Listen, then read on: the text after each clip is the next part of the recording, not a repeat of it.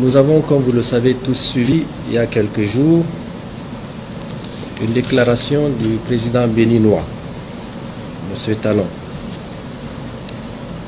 Je voudrais de façon tout à fait respectueuse dire notre part de vérité sur des faits qui sont par ailleurs vérifiables. Je laisserai bien sûr libre nos compatriotes nigériens, mais également les Béninois, chacun en ce qui le concerne, de se faire son opinion et d'en tirer conséquemment les leçons. Parce que nous estimons pour notre part, et nous en sommes convaincus, que c'est une nouvelle et importante page qui s'ouvre, une page de l'histoire de notre pays, mais également de notre continent. Mesdames et messieurs, il y a deux points pour lesquels il était important que nous nous entretenions ce matin. D'abord, le pipeline, c'est-à-dire, si on simplifie, le tuyau qui ramène le pétrole nigérien de Koulélé à Sémé, de sa conception à sa naissance. Ce pipe a été, disons, les dispositions réglementaires ont été prises pour encadrer sa conception jusqu'à sa naissance. Il y a plus d'une dizaine d'accords signés. J'en ai ici quelques-uns que je mettrai à la disposition de la presse si elle le désire, pour que aucun incident, ni aucune occasion, ni prétexte n'empêche que l'objectif pour lequel il a été créé puisse se réaliser le moment venu. Je dis bien plus d'une dizaine d'accords. Mais tous ces accords ont été violés par les autorités béninoises. Je vais vous en lire un seul passage. Il y a eu un accord, bien sûr un accord bilatéral entre le Béninois et nous, un accord bilatéral entre l'État chinois et le Bénin, et même un accord tripartite. Je vous lis juste un passage de l'accord du gouvernement hôte, c'est-à-dire le Bénin, qu'il a signé en 2019, le 5 août, précisément, qui dit ceci. L'État béninois ne modifiera, n'annulera, ne résiliera, ne déclarera invalide ou inopposable, ni ne cherchera à éviter ou à limiter d'une manière, d'une autre manière, c'est bien précisé, les effets du présent accord, de tout autre document de projet ou document de financement sans le consentement écrit préalable de la société de projet Bénin. C'est pour dire que, en réalité, ce pays a rédigé de ses propres mains des dispositions qui ne lui permettent, en tous les cas de figure, de prendre la décision qu'il est en train de prendre, c'est-à-dire empêcher que le brut nigérien puisse couler, aller sur la mer et présenter sur le marché international. C'est très grave. C'est une violation d'engagement. Nous avons ici, évidemment, si vous souhaitez les consulter, tous ces documents, en gros, vous aurez les pages avec les articles qui lient ce pays.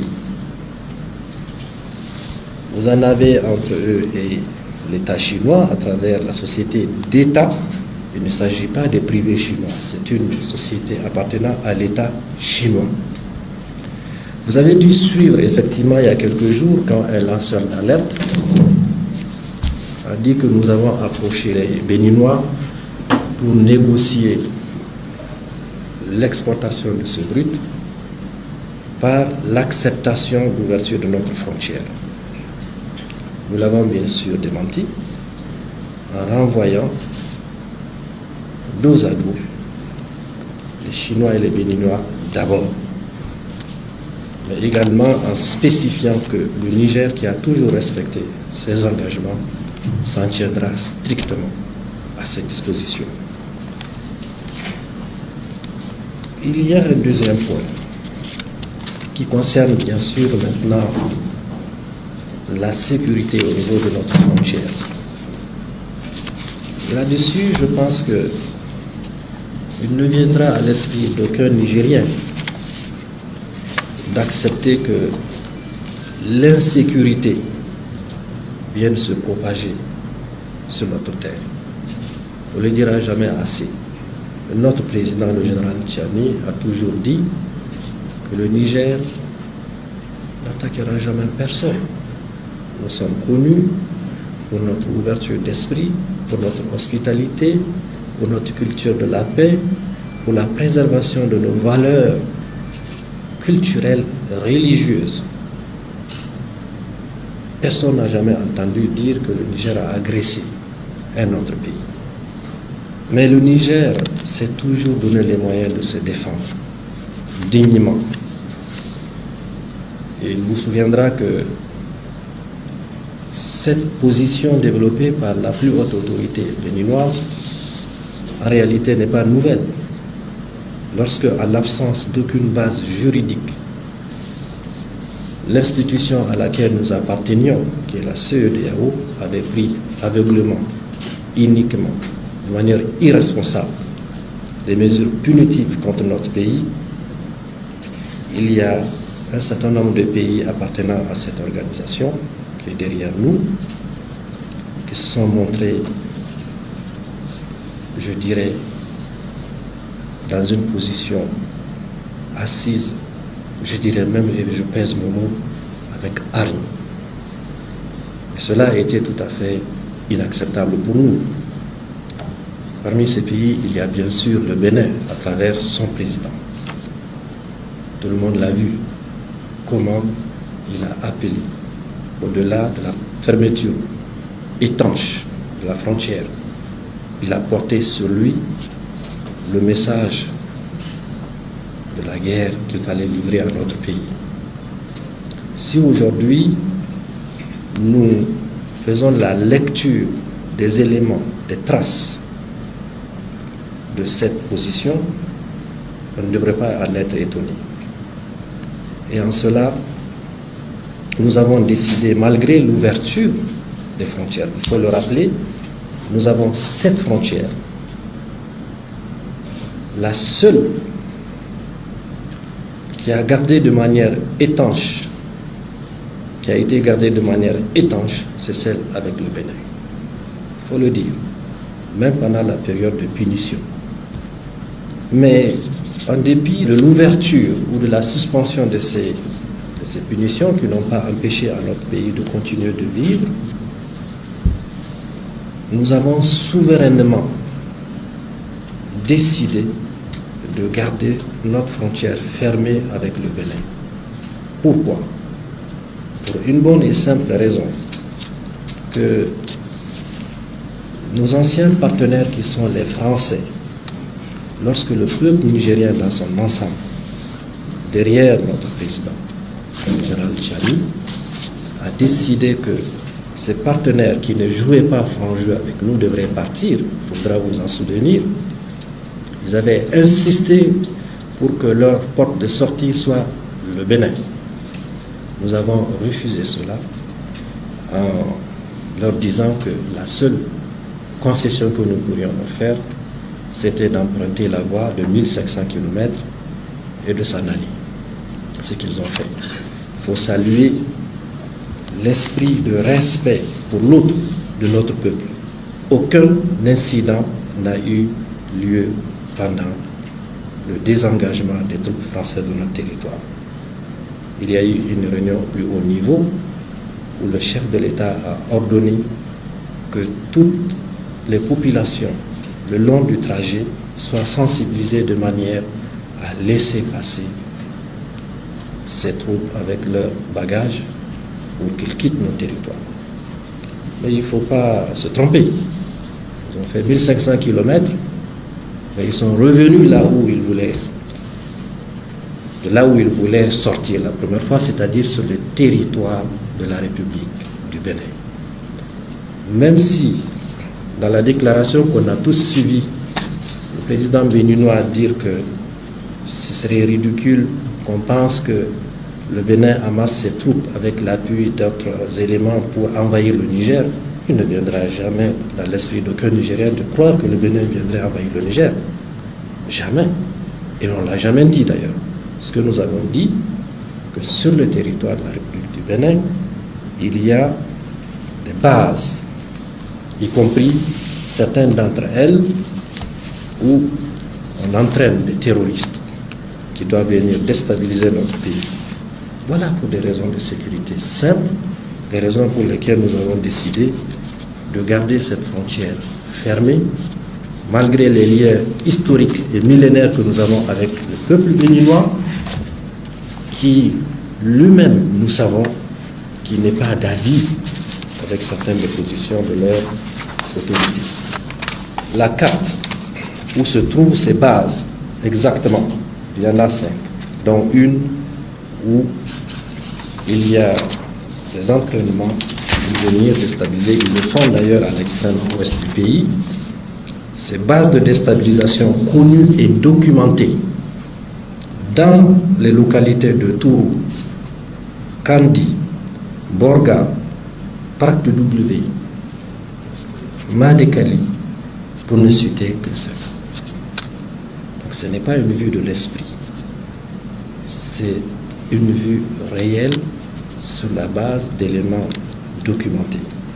Voilà la raison pour laquelle notre pays a dit, pour l'instant, nous gardons fermée cette frontière jusqu'à ce que le Bénin décide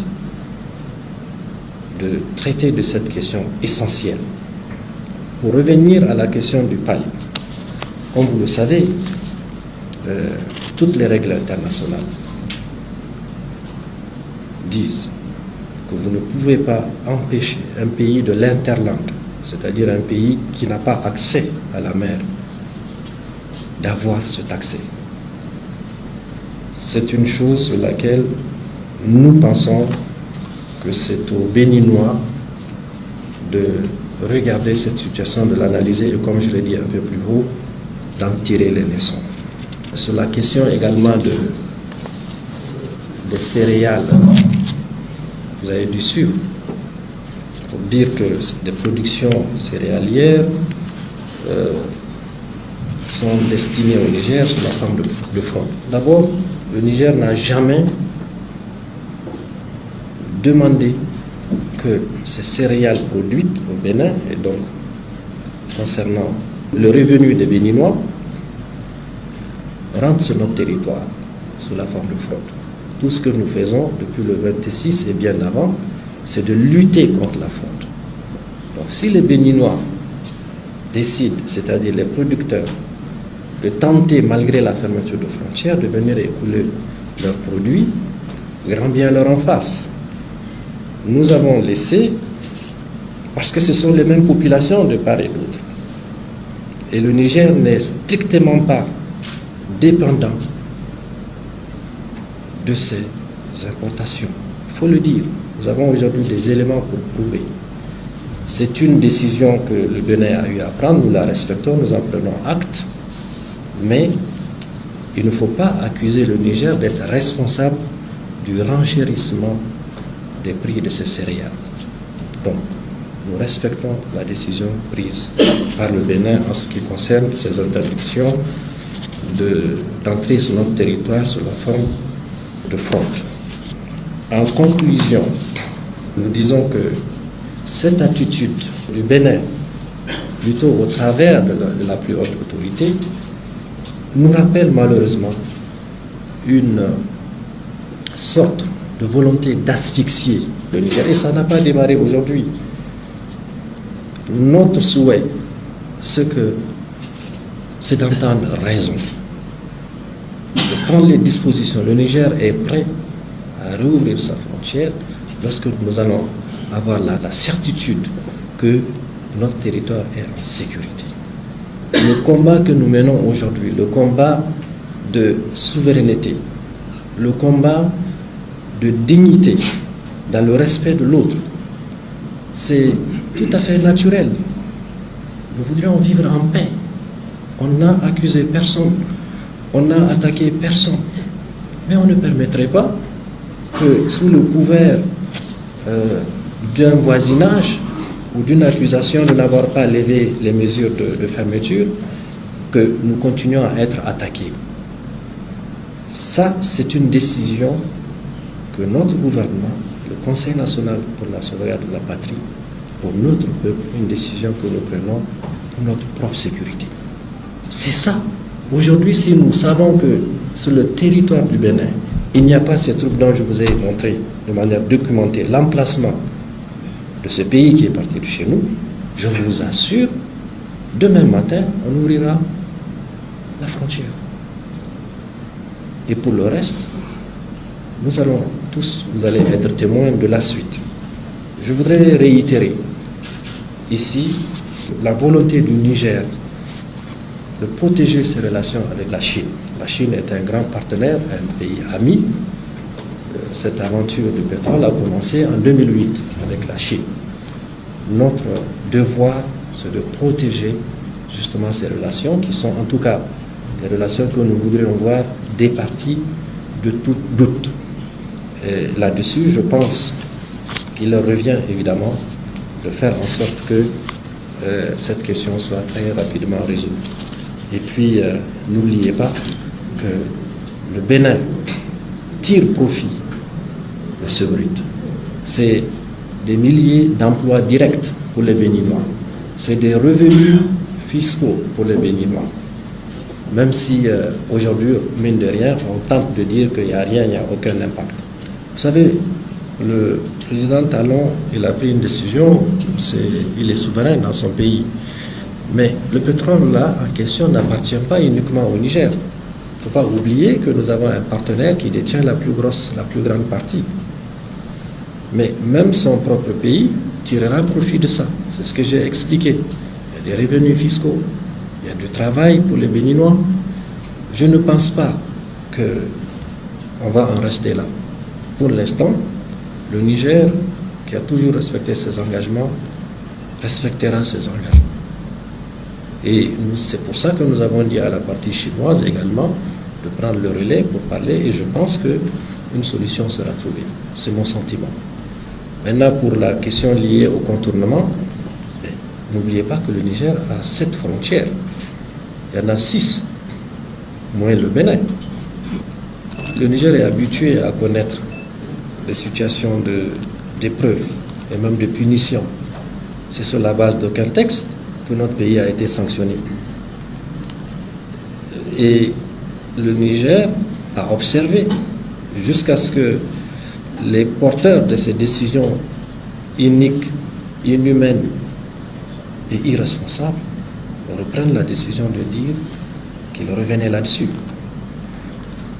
Je ne voudrais pas m'étendre sur les questions politiques, mais vous ne pourrez jamais séparer deux peuples comme celui du Bénin et du Niger.